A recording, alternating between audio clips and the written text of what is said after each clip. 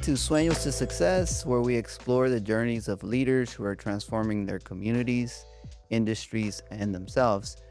Today, I'm honored to be joined by someone whose work sits at the intersection of innovation, inclusion, and possibility. Alexandra Dumas is the head of venture capital, correct? Okay, yeah. And startup partnerships for Google's US West region, where she connects venture capital firms and startups with the powerful resource of the Google ecosystem. She's a business transformation strategist, an advisor, and an investor committed to accelerating founders, especially those building for social impact and community advancement. And as you all know, folks, in this show, we're all about community. But beyond her title, Alexandra is a leader who understands what it means to navigate systems that were not built with people like us in mind and still finds ways to open doors for others to walk through. Alexandra, welcome to Sueños to Success. Victor, thank you so much for having me here today. It's truly a pleasure and an honor. Well, I appreciate you taking the time. And so, before the titles, before being in Silicon Valley, before helping people launch incredible ventures, um, and before being in those rooms where decisions get made, there was your story. Can you share a moment from your early life that shaped how you see leadership and purpose today? Let me sit with that for a moment.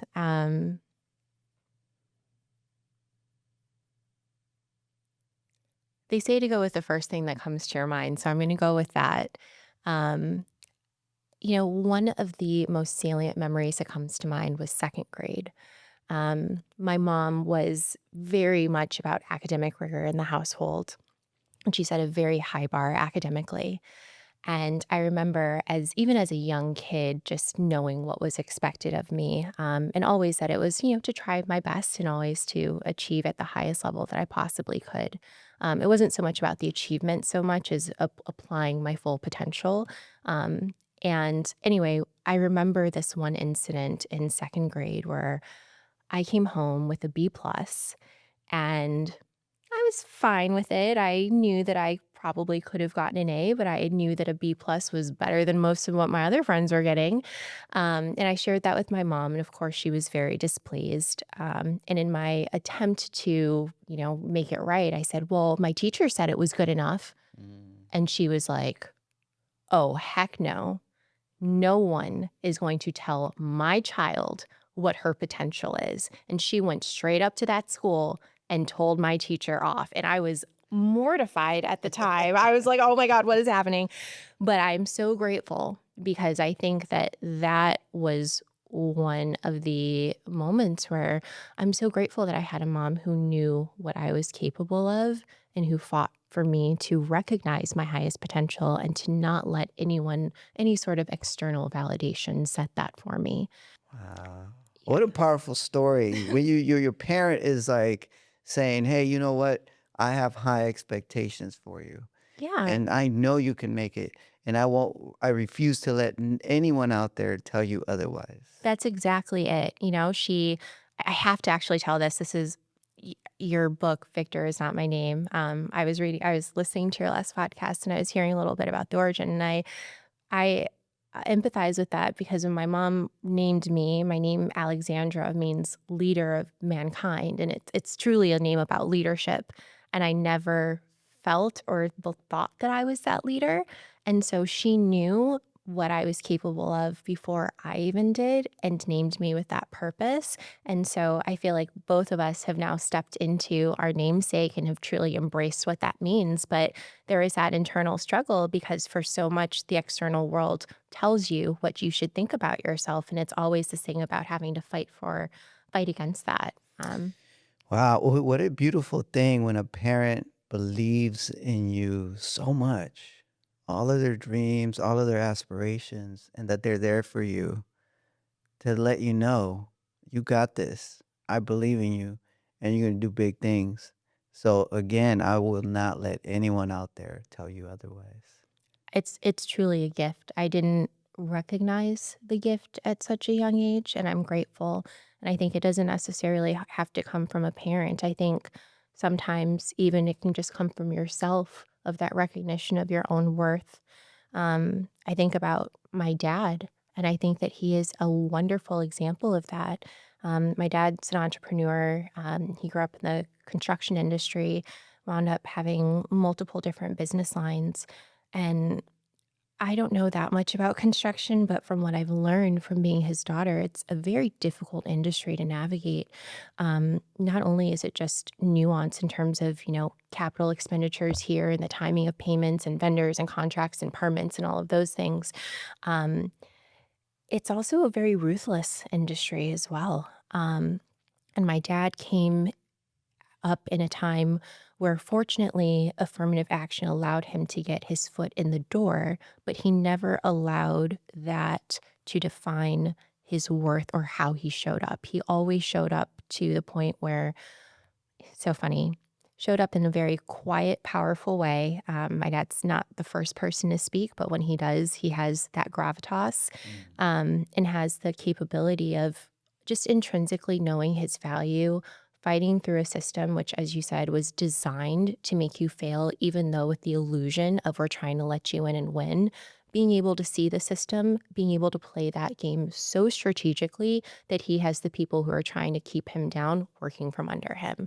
And so when I see that and I ask you, Dad, how did you move forward when everyone, people are saying slurs behind your back, designed to, make you fail or, litigate you to the point where you give up.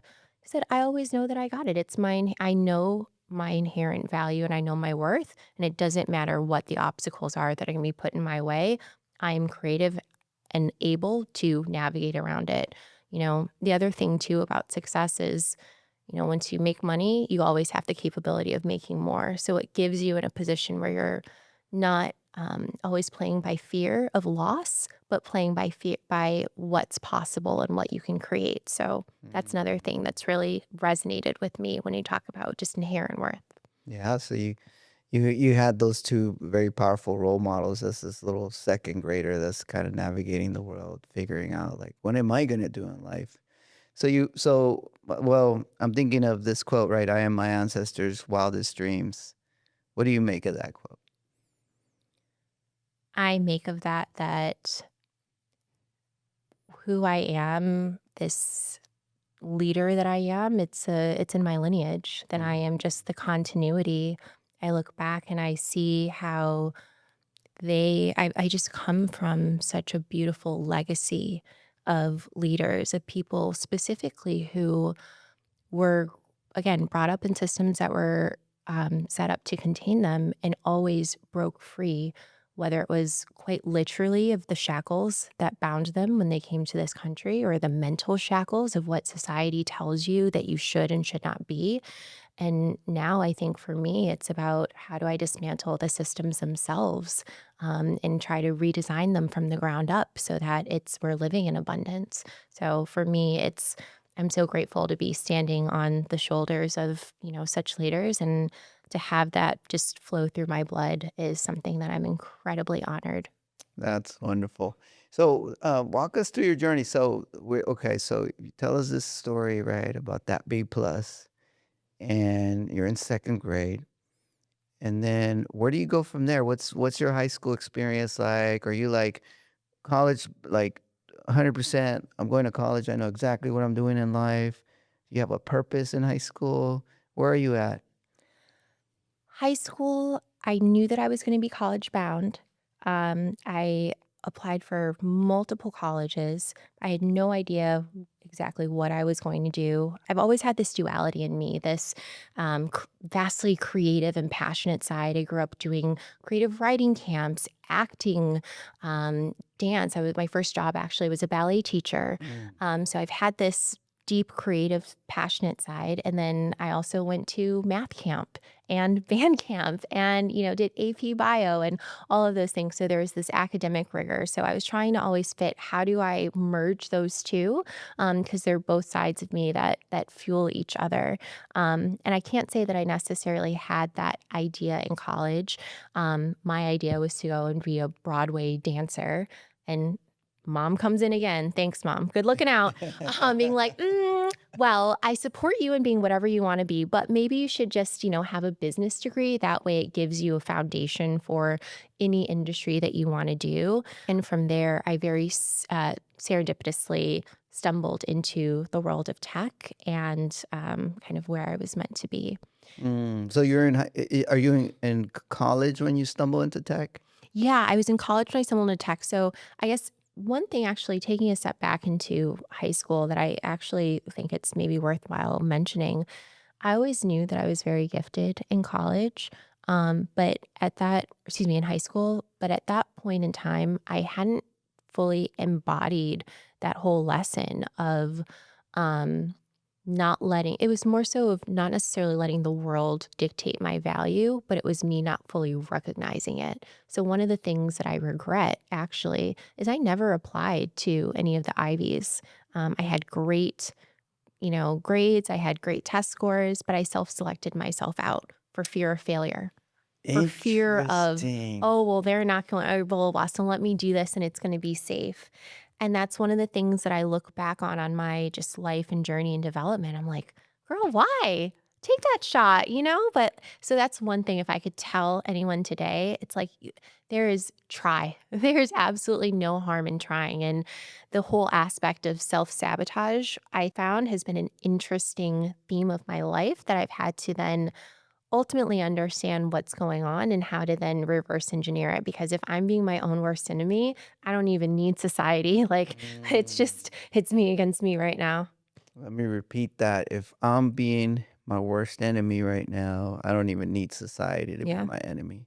That's powerful. I mean, let's try to break this down because here you are, second grade, B plus. Teacher tells you that's good enough. You're like, okay, that's good enough. And you told me that Alexandra means leader, and yet you didn't feel like you were that leader.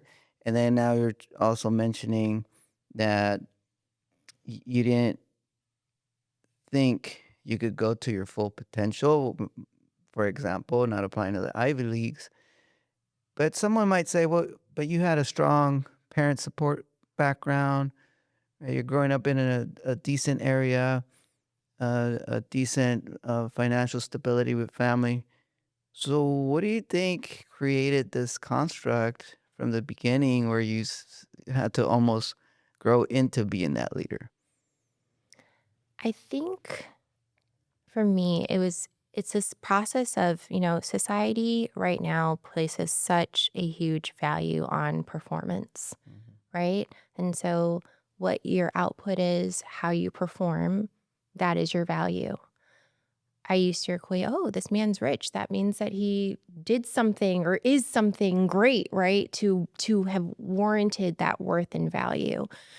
And so for me, truly going back to what I told you earlier about my dad and understanding that worth is inherent, right? And that it's not about what you do to perform, it's about rising to your full potential, I think is something that I needed to fully embody. Because I think for me, and just going back to the example of, why I didn't apply, it's like, oh, well, it was the fear of what does that mean for me if I get rejected?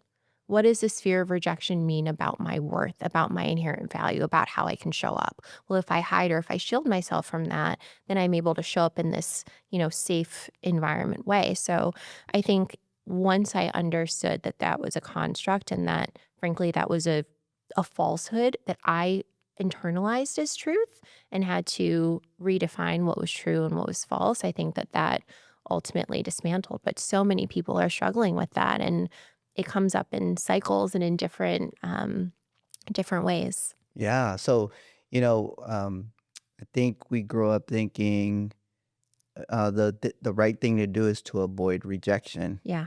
because that's our comfort. But in actuality, it's so important for us to develop a day to day practice of being rejected.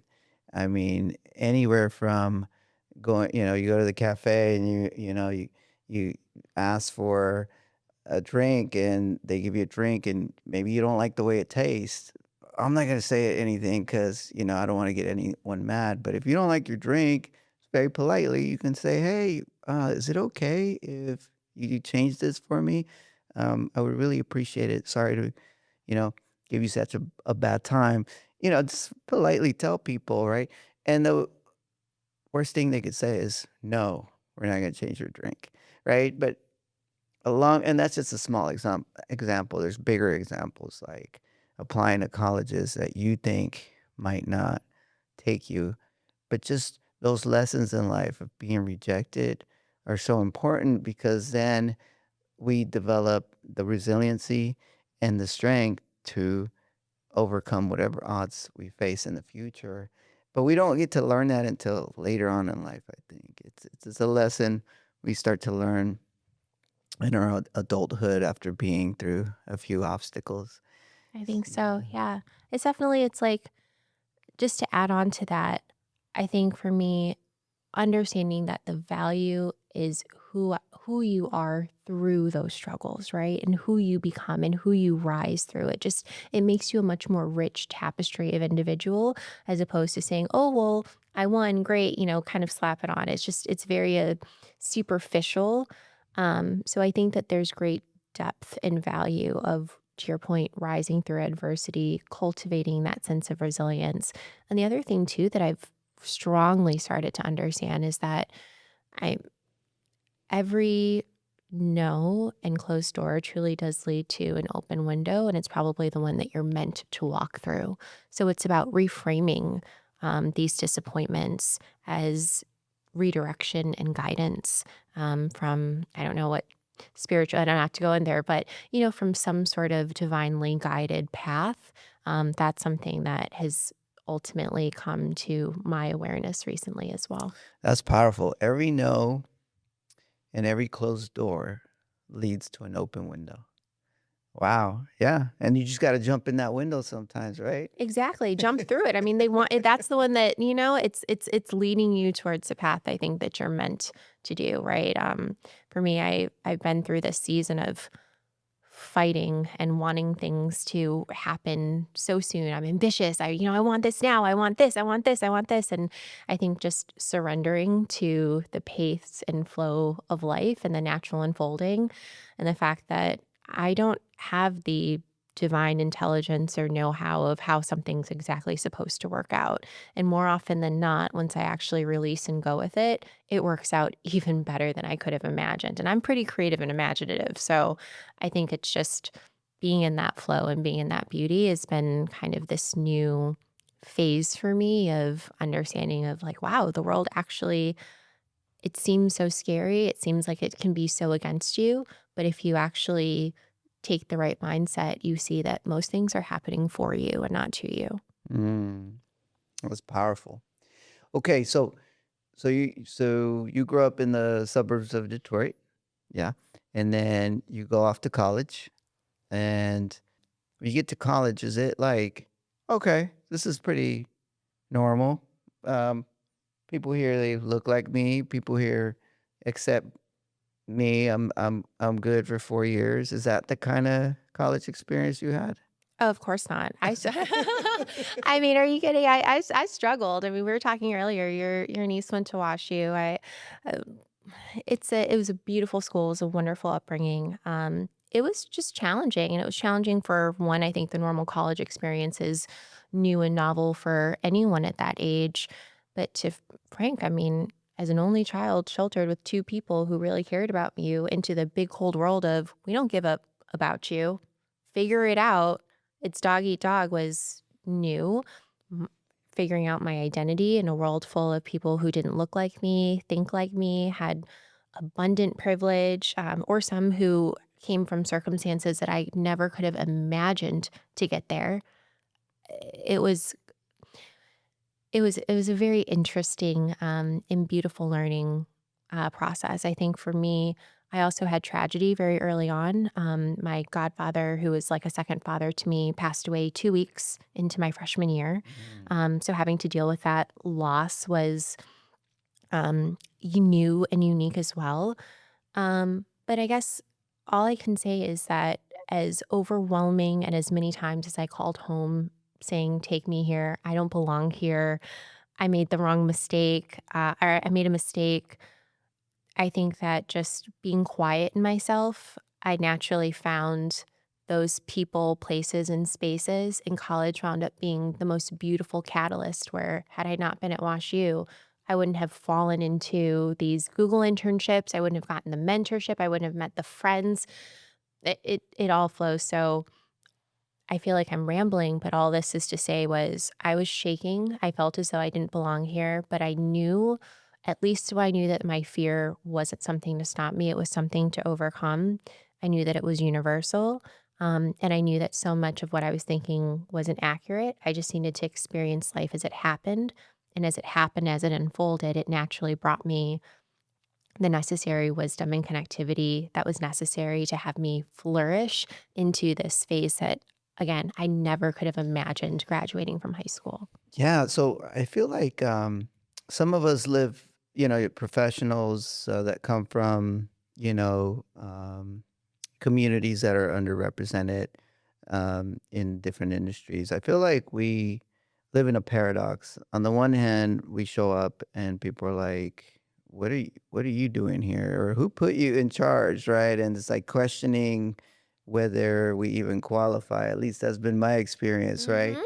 And I have double the credentials of some of my colleagues, and I still get questioned by people that have not been able to build a resume like mine. And that's fine, that I don't judge them. I'm just saying that when we show up to the table, their persona is about questioning my credentials. And so I'm always finding myself in conversations where, someone's kind of questioning, if what I'm saying has any authority. And I always, instead of getting defensive, I'm always like, oh, can you help me understand where your concern is coming from? And that shuts them up Mhm. because their concern is that I'm a brown person in a white space. And so the paradox is that on the one hand, we're a small group that sort of has what some scholars call the burden of representation. So, uh, for whatever reason, right, we're supposed to represent everyone that looks like us. And then, and then at times, of course, that's a great privilege and honor. But some people I notice in our society, they just want to represent themselves, right? Mhm. They don't want that burden. I don't mind it, but some people do. And I feel like we should all have the freedom to like decide if we want to represent or not, right? Um, and then on the flip side, we tend to also, being in these spaces, develop so much power and capacity because we know that it's these spaces that are going to provide us those opportunities to make real change in the world. Mhm. And so that's the paradox. You feel powerless walking in, or people try to render you powerless, but at the same time, you're garnering power to make a difference in the world. And so it's within that paradox, I think, that those of us in different industries that are leaders in those industries end up making powerful change. And I know you've been making powerful change in the tech industry. I know that it hasn't been easy. So now that you've been in the venture capital world, and I know that it could be different for women of color because that representation is so small. Um, Navigating these unspoken rules. Even research, like for instance, from the Kauffman Foundation, shows that less than 3% of venture funding goes to Black and Latina founders, and leadership representation parallels that disparity, or the leaders are just not there. So when you stepped into these high stakes tech and investment rooms, what were some of the internal and external challenges you had to face? And how did you learn to lead from a place of that authentic power? Whew, that was I just need to absorb that in because you described that paradox so well, and I I had a visceral reaction to it because it's something that that burden of weight of representation, that we carry for years, I think sometimes we don't oftentimes recognize it or acknowledge it, but it can be that slow kind of straw that breaks the camel's back almost, so to say. Um, so thank you for, just acknowledging that. I think to answer your question, um, there have been a number of challenges, and I think that you represented it very accurately in terms of feeling as though I have to validate myself, right? Feeling as though there's that perception and maybe even a certain degree of, microaggressions. It's not rampant, but it does exist. And it's something that one has to navigate. I'll go back to, what I had mentioned earlier though about the mental struggle and say that the way that my mind went was understanding these realities of life. I started doing this mental calculus. Well, how do I then show up so that knowing that they think this of me, my message will be come across? Okay, well, how do I speak to my credentialing first and foremost so I don't even have to get through the and I was like, wow, that's exhausting, Yeah. right? I shouldn't have to deal with this mental calculus of how to present myself. Um, I just need to present myself from this authentic place. Mhm. The challenge is that or rather, one of the fears that I had was, okay, well, if I present myself from this authentic place, maybe that won't be accepted, right? Because as you just mentioned, you see the numbers of how unequal things are in terms of funding, resourcing, support. And you're saying, okay, well, the realities are I want to try to maximize this likelihood. So what needs to shift to be able to get to this outcome? And I think, for me taking a step back, I needed to realize what do we actually need to engineer because if you at the end of the day, let's use what you're talking about with DEI. I'm sorry, it's been proven 10 times over that DEI is strong for business and yet we still have this disconnect, right? In terms Yeah. of behavior and the bottom line. So, what's actually going on here?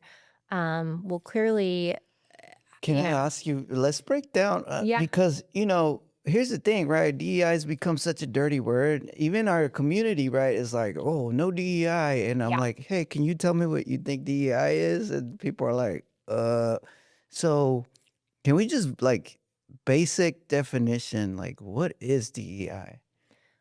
When I diversity, equity, inclusion, right? So the Okay. acronym, diversity for me is diversity of thought, experience, perspective, diversity of life experience. That naturally translates when you have differences of color and background and culture, but it's not exclusive to that. Really, it's about how you think, how you show up. So for any naysayer of DEI, I want to be very clear that it is not a check the box, what race are you and having some color quota. It's truly a do you think differently and what unique perspectives and experience do you bring to the table? Hmm. Equity to me is acknowledging that there are um, different experiences in the world and attempting to create equity, which isn't making things equal, right? But it's about fair, it's about access, it's about making sure that people are able to enter at the same level as well as advance on the same level. And inclusion for me is about community, for lack of a better term, community, right? And that's all those things of culture, the makeup, but it's an inclusion by nature. But I just want to yes, it's inclusion, but how are you truly like creating these people into your community and creating a network effect of leveraging the best of everyone's unique differences and the best of the whole to create something that is so much better? So for me, that's what DEI Yeah. means. And again, everything I've come to the realization that in the year 2025, we live in a world of paradoxes. Because the other paradox we have is that people like you or me to have made it so high up in our industries. I'm a professor, I'm known in sociology. I have my credentials. The tech world. You're known in that world. You do really incredible things in that space. You've been in the LA Times. You've been all over the place in terms of, the work you do. And yet we we show up and we do, as you call it, the mental calculation. Like, wait, what am I going to say to set up my pathos, right? My credentials. What do I need to do in the very beginning to let them know that I actually belong here, right? And having to qualify ourselves just based on the color of our skin. Then once we prove our credentials, then we're allowed to talk. So on the one hand, right, we have this push against people that are unqualified to show up to the workplace or to the schoolhouse. And on the other hand, there's the reality of those of us that have made it. We have to be twice as qualified just to be at the table and be able to talk to power. And so to me, that's fascinating because along the way, we've kind of lost sight of the true reality of who gets access. And people that don't get access now with these attack on DEI are going to get less access. So that inner city kid that grew up in poverty, or that kid in um, rural America that never had a good educational opportunity, had to work the farm with their family, and then they come to the big city, and there's this system that's like, we only include people that know our language. We only include the people that have had these credentials and these kinds of degrees Mhm. and education at these places. But what about those people that never had access to begin with? Then they'll never get access to those spaces of power. So, as you mentioned, DEI work really is about making sure that number one, people have access that haven't historically have access, but number two, that will improve education and the workplace because the research shows it that the more diverse perspectives you have, the better you do as a company and as an education institution. I couldn't agree more, and I think that, what makes me really hopeful about that right now from an access standpoint is where technology is today, because I do see AI coming in and being able to be a force multiplier and something that can help democratize access. One of the things. Oh. Okay, Yeah. okay, hold on. Let Yeah. me slow that one All down right. because All right. okay. So you believe AI has got the potential to democratize access. Yeah. Okay, let's hear it. Well, I mean, I'll just give you an example right now, and you can think there's so many different applications, but um, I think language is a great example, right? We have, I think about myself and I think about my desire for knowledge. And I used to think, oh, what about all these, ancient texts that we have? And now with AI, we can actually decode them and translate them into languages that are digestible. At this point with AI, teachers have the ability to translate really complex concepts into things that are digestible for children or in their own language, metaphorically, right? So we're actually able to take so much information and translate it and alchemize it into a way that can hopefully resonate with that next level. And then two, we now are with AI tooling are creating these no code, low code capabilities where my hope is that we will have the ingenuity of these children who will actually be able to build for themselves things that are going to be radically disruptive and helpful for the broader population because they now have access to these tools. And so for me, kind of anticipating this, I'm saying, okay, once these kids have access, they're going to be building the best tools possible. Where I still want to fix is this perception gap of, well, if you build it, will they come? I want to make sure that they are lining up in spades. So for me, my work is, and this kind of goes back to the question that you talked about, it's like all these investors right now understand that DEI drives bottom line results, but they're still not fully voting for that with their checks. And for me, it's just fear-based pattern recognition. I think from the macro, everyone's terrified. Everyone's kind of getting in line. They're rolling back their DEI policies. They're investing in where their friends do. And so for me, it's just a time where everyone's outsourcing their conviction to whoever's loudest in the room or has Mm. the most perceived power, as opposed to developing that conviction in themselves. So taking everything full circle, for me, once I recognized that I was doing this mental calculus, I had to develop, I think, a framework that, I hope will be helpful for others around what for me leadership means and what will create a sustainable leadership. And one of those aspects is sovereignty and the ability of being able to act without fear of anyone else's repercussions. And so I think right now we're at a critical time where most people are not acting with sovereignty when it comes to DEI. It's this assumed aspect of, and can I just ask you, why are we risky when we come overcome like the most complexity and the hardships? And I think it's the most de-risked investment, but that's just me. Like, huh? Like I want the founder who knows how to literally turn nothing out of something and just keep going despite not having a safety net. Like you talk about so as an investor, I actually look at the founder story. And so for me, it's super powerful. But anyway, I think there's hope. We gotta break that down. I mean, you're saying so many powerful things, right?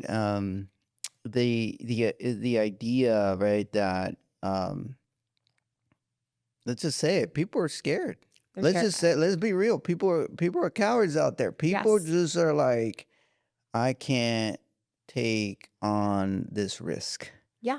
right? I can't fund some minority kid from Oakland, California that's got this great idea or that wants to go to college because and they grew up with insurmountable odds and they still have all A pluses, but I can't fund them because someone's gonna label it DEI and then my reputation is gonna go down the drain. 100%. And people just have to be courageous and say, actually, we're gonna double down on that kid because we know that that kid is more likely to go back to their community and put their hard-earned dollars into that community and then improve it. And then in LA, and then in Detroit, and then in Chicago. And instead, right, we're kind of falling in this trap of saying, well, we're an equality based society, so everyone should be treated equally. And listen, I've actually thrown my hands up and said, okay, let's treat everyone equally. And even on that measure, we're way off. We're not treating, the most marginalized people in our community equally, right? We're treating them, way worse than equal. So even going back to that basic definition of equality, which our country was founded on, and which the amazing civil rights leaders really strengthened, we're still failing as a society in just basic equality.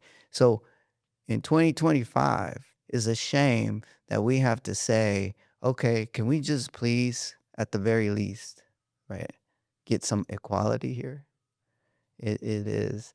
But going back to your own work, because I want our audience to really understand like the implications of what you do. So can you give us like a basic breakdown? Like what I know you have a massive job title, but like what do you do day to day? Like what are you in charge of? I don't know. I don't know. I actually changes every day. Um, so head of VC and startup partnerships, Google's a tech company and we have hundreds of products, and we have a very large consumer audience, right? We have, I think it's over 9 products with over 1 billion users. I can't remember the stat, but it's quite massive. If you haven't heard of the name Google, you're probably living off the grid or under a rock. And so because of this market presence and prowess, and because of all the technological resources that we have, there are a lot of founders and new companies that need our services.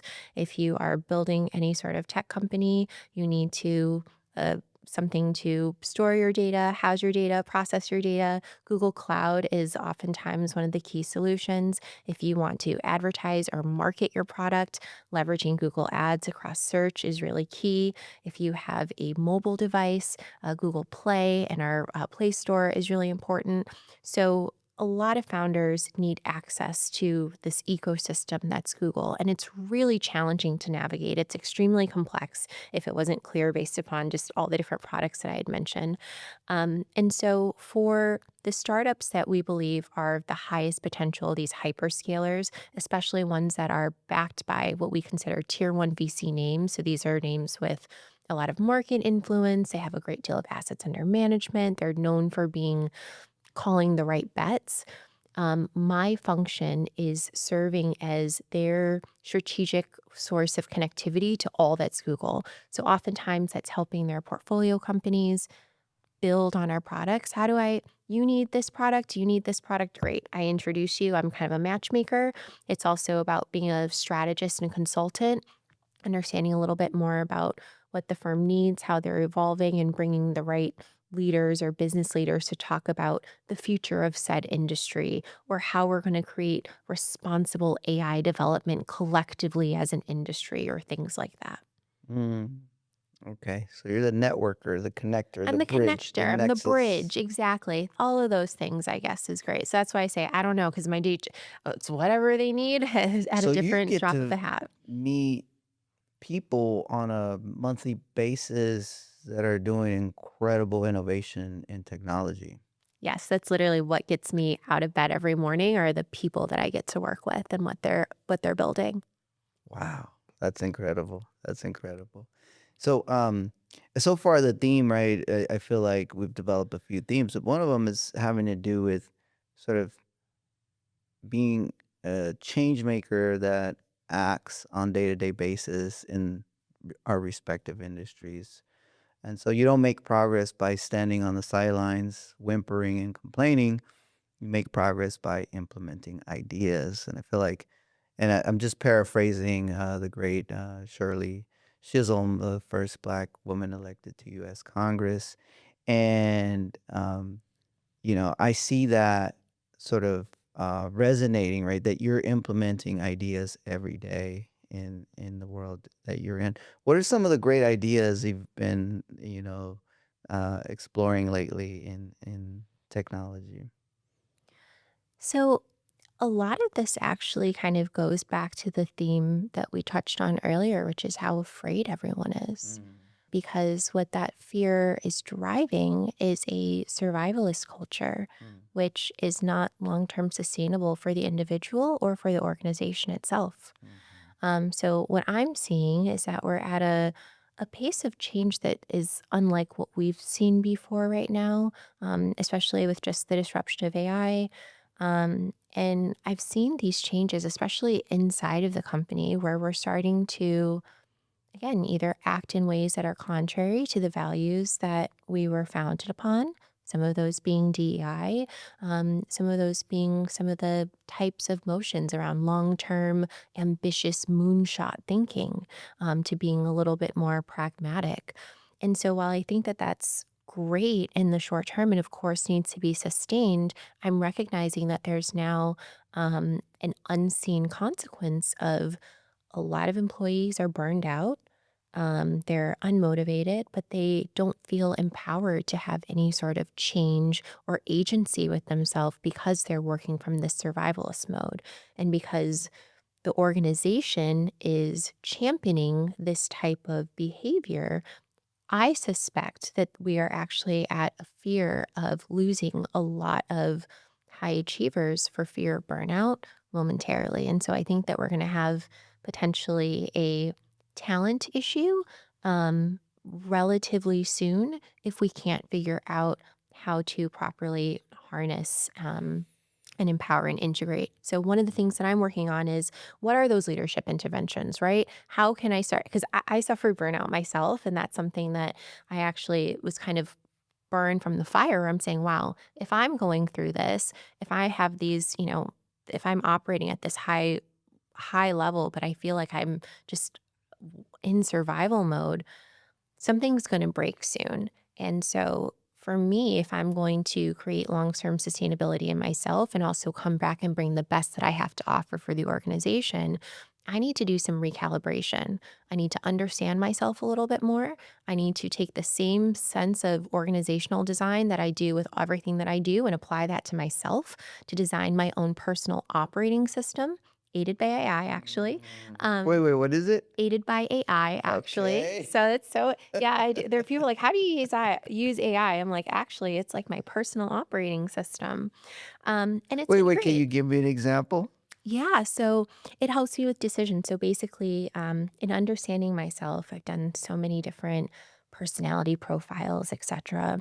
I'll upload that in so it kind of understands how I make decisions, how I lead, how I think, and maybe I'll have some sort of business challenge that I'm going through.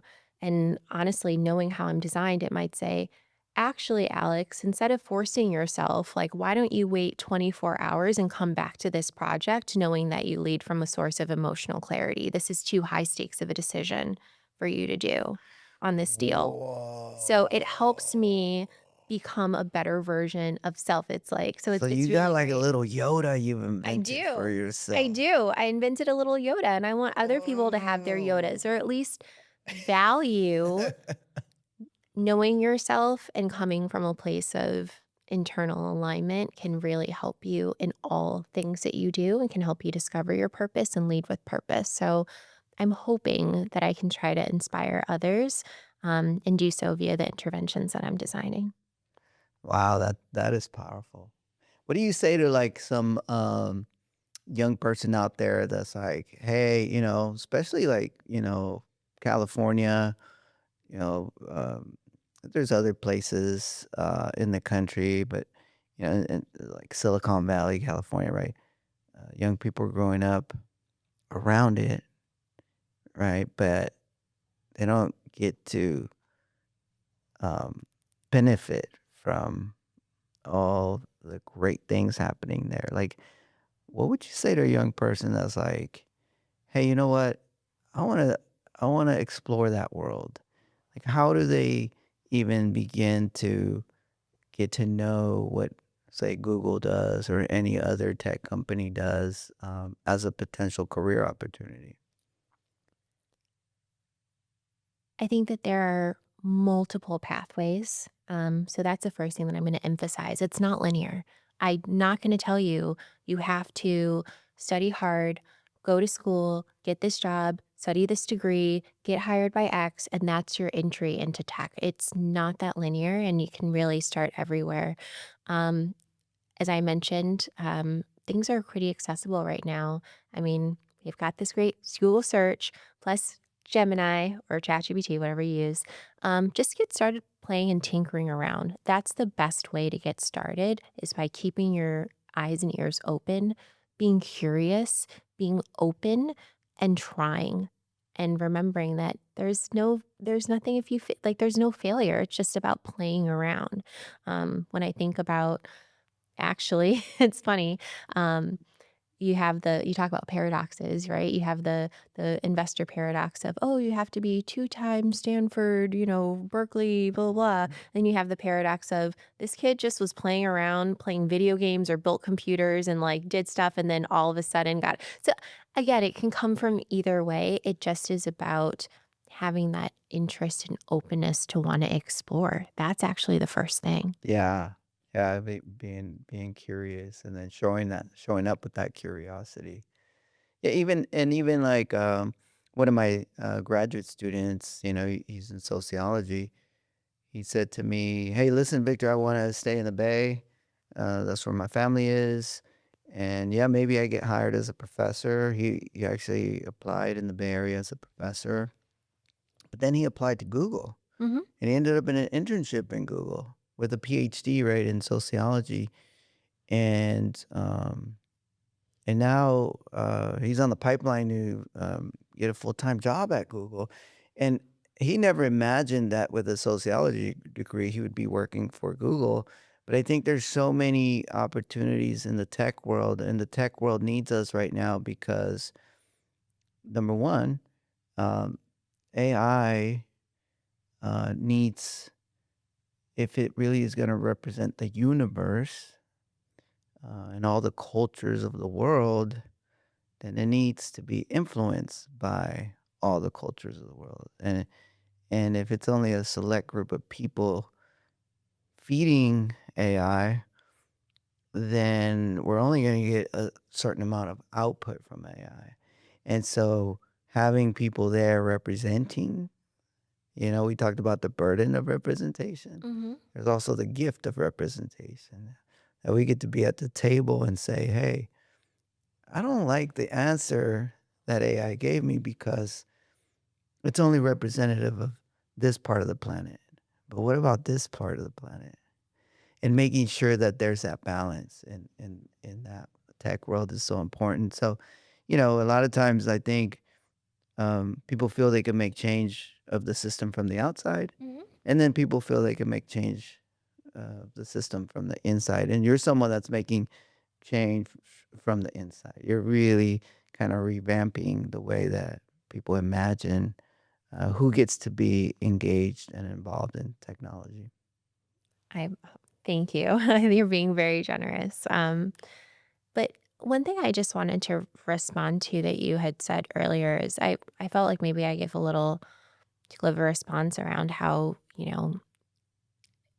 matriculation can come from everywhere. I also just want to acknowledge too the challenges of how difficult it is right now, especially given the rollback of so many of these DEI based initiatives that are going on.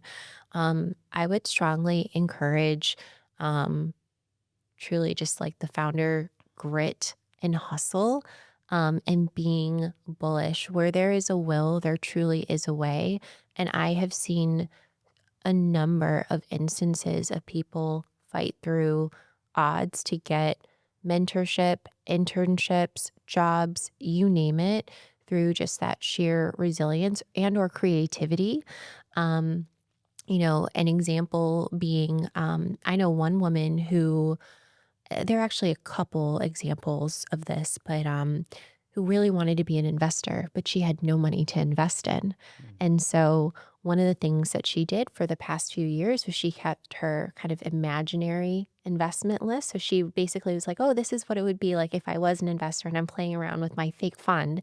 And she wound up having really strong returns and actually leveraged that to get hired by one of the most, preemptive firms. So there are a number of examples. I think maybe it was Sydney Sykes who's the original person, but I think since she did that successfully, a number of individuals or creating their own, leveraging the resources that are available. If you're in school, oh my gosh, I wish that I took advantage of the resources that the school had.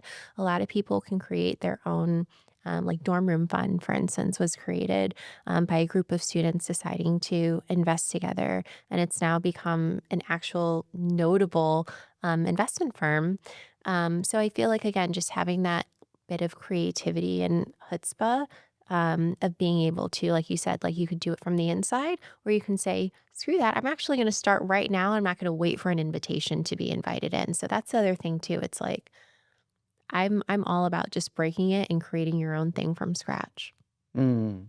Okay, Alex. So we've had a great conversation, really insightful on what important work you're doing um, at Google in venture capital, um, but also your journey, right? Just thinking about the way in which you've kind of, I pictured little Alex in second grade, right, getting that B plus, and then your mom's like, mm, not, not my daughter, and then a picture Alex in high school saying, "Oh, I want to apply to Ivy Leagues. I'm not living up to my name yet, the leader."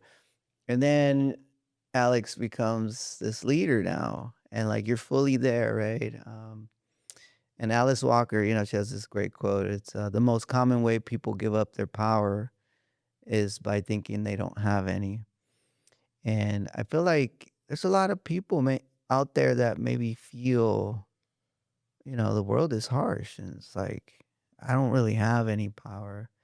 So if you could speak directly to someone going through a tough time or maybe a young leader that wants to figure out how to make it in the future.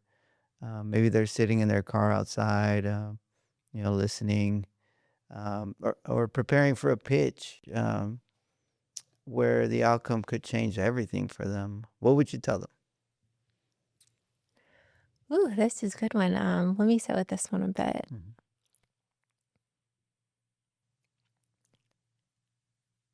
It's so interesting because I'm just thinking about my journey of development into a leader, and thank you for saying that I am one, but I still feel as though I'm becoming, and it's a constant growth journey. I'm still growing into myself. I'm still growing into my full potential. And I think that that's part of the process, right? It's hopefully it will never be finished. It'll be finished when I'm 6 feet under. But it's a constant journey of growth and being humble about that. And so, one of the things that after some introspection, I've thought about is, well, what does it mean to be a leader? Can we just break that down? And, I think first and foremost, everyone might have their own definition of a leader. But for me, the first thing that I was thinking of was everyone thinks about a leader and being, well known and well established in the space. And again, as I circle back to, it's not about your output, it's not about your performance, right? It's about who you are and who you're becoming. And one of the steps in that is, are you able to anticipate value? Are you paying attention? Are you aware? So for anyone that's coming up in the space, I would say look around you because the information and all of your experience is valid. That is information that you can turn and alchemize and is really powerful in terms of figuring out where to lead you and where to guide you. I would tell them to honor their energy and their focus because that's their currency. I learned that way too late, after burning out of just being able to optimize that and figuring out what matters for you. That's going to be the sole determinant of how far you go.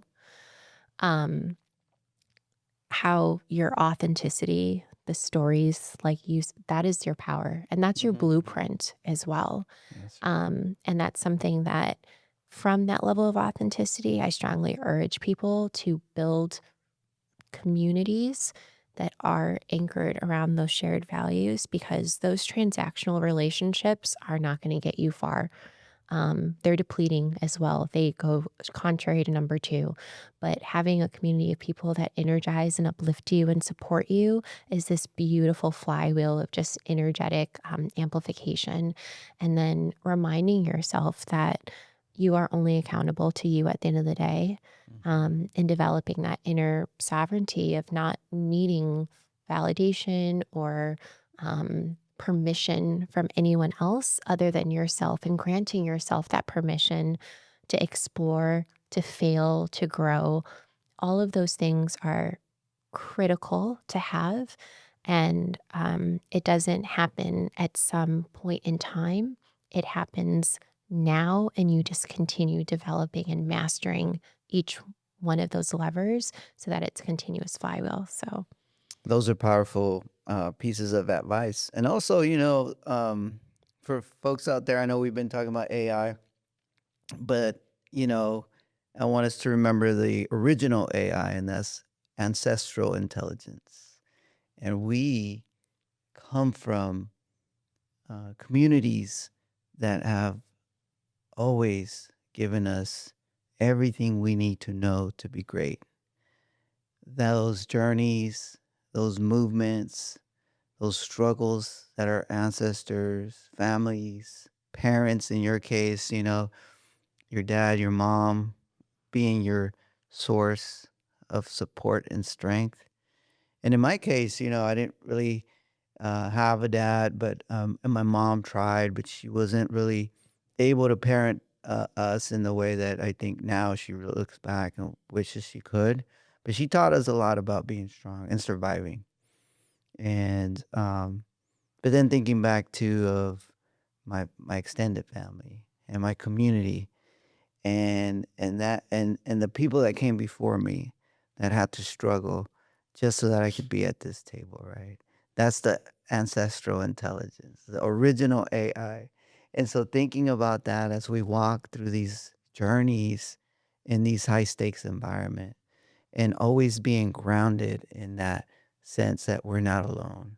Our ancestors are right there, like talking to us, telling us, "Hey, you got this." We didn't struggle just so that you could feel like you're not gonna make it. We struggled so that not only will you make it, but you're gonna uplift everyone around you when you arrive.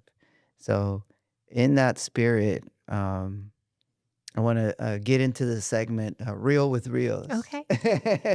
and so Yeah. I like starting with, I really like fixing things. Like when I was a little kid, I would find broken. Speaking of technology, broken pieces of technology, boom boxes, whatever it was, and I would try to fix them. Most of the time, I failed, and then eventually, I got into working on like cars, and I still work on old cars now. But for you, the question, Alex, is if there's anything in your life at the moment that you could fix, what would it be? Ooh, I've made a little allusion to it earlier. I think, well, taking a step back, I think what I want to fix is the delta between knowing and embodying Mm, high level. I think that there's a lot of wisdom, there's a lot of knowledge that I know, right? But truly having it integrated and embodied where it is a daily practice and how I live fully is something that I'm working on. mm, Um, so, when I hear all these things, it's so funny because they always say as you get older, you kind of come back and you're like, dang, my parents aren't as dumb as I thought they were when I was little. Like they got smart. Just kidding. Like, no, it's just genius, right? It's this wealth of wisdom that I'm so grateful. And it's only in my, recent years as life has happened to me that I recognize how sage all of this ancestral wisdom is that's been passed down to us. Um, and I think it's one of those things where I've grown up hearing it, but again, I'm still struggling on the day-to-day of this knowledge of this is what I know versus this is what I'm feeling. And so for me, it's actually slowing down. That's been my practice recently of my mind, my soul is kind of upgrading faster than maybe like my body and my nervous system can even take. And just learning to cultivate practices that, again, allow me to download that ancestral wisdom, intelligence, and then go from, oh, I think I believe in blah, blah, but there's a little bit of doubt to that full, empowered, knowing, powerful resonance that is Alex. So wow, we'll get there. that's a great answer. I mean, the difference between what we say and what we do.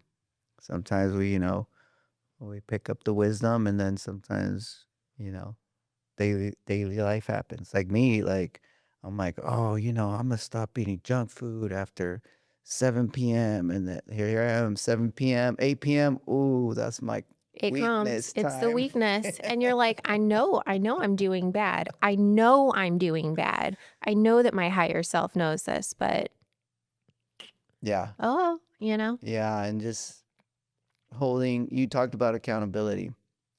I had an incredible guest here, Jesus Vera. He has a buddy system every Sunday.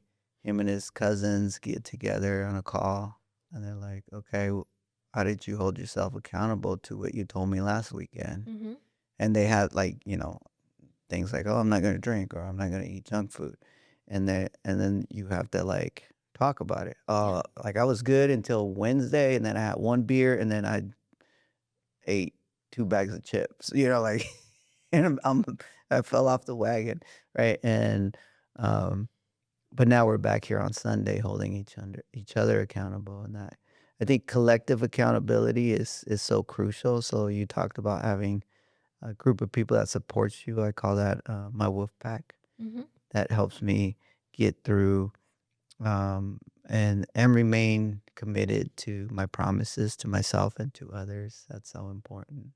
I love that practice. I have that too, and it's also about self accountability as well. Um, so I keep a tracker for me what I'm trying to keep accountability of is what, because for me, satisfaction is kind of my like moniker of, oh, I'm on the right track with. But if I'm frustrated, that's the, okay, we got to stop, pivot. So keeping kind of a running a ledger of that. And then, as I mentioned, like feeding into AI and saying, okay, well, where are my weak spots? What are the patterns here that I'm missing? And then sharing that with my network of those upgrades and having them keep me accountable. So Mm. I love that. I have one last question for you, Alex. So when you're like, when you turn everything off, the technology, the work, you go home, you have a little dog. Who is Alex at home? Who am I? I'd say it's interesting. I'm definitely one of polarity. So I'm either just snuggled up with my dog, binge watching the latest Netflix show because my body needs to rest. And um, structured rest is one of the things that I've learned that I need of just completely unplugging. Or it's excitement because for me, I love expanding myself through travel. I love all these cultural experiences and just the ability to learn and grow and to experience. So if I'm not just completely vegging out on a weekend, I'm probably collecting passport stamps and having as many just rich, enlivening experiences as possible. That's wonderful.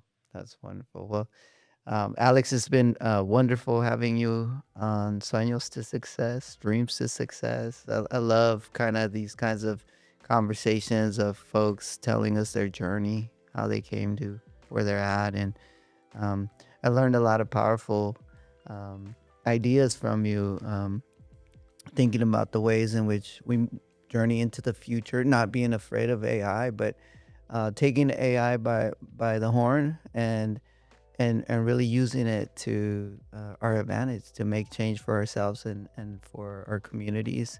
I also learned from you about the way in which you carry yourself in leadership circles and how you harness, right, um, the strength of where you come from, and then how you represent and how firm you are in your representation of and support of DEI and guiding people. It is true. I really appreciate you talking about the survivalist culture we're in, but innovation doesn't happen through survivalism.